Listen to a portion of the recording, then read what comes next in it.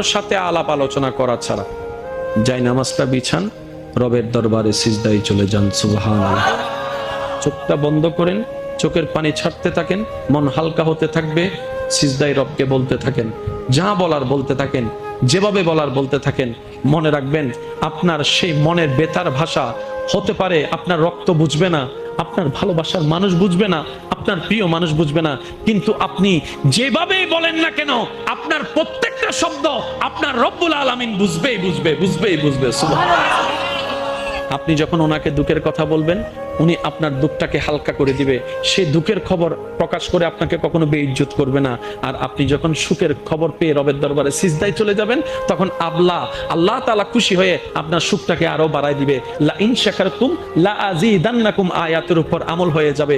আপনি শুকরিয়া করতে থাকবেন, সুখটাকে বাড়তে থাকবেন, সুখের কথা বলতে থাকবেন, রব্বুল আলামিন দেখে দেখে আপনার সুখও বাড়ায় দিবে।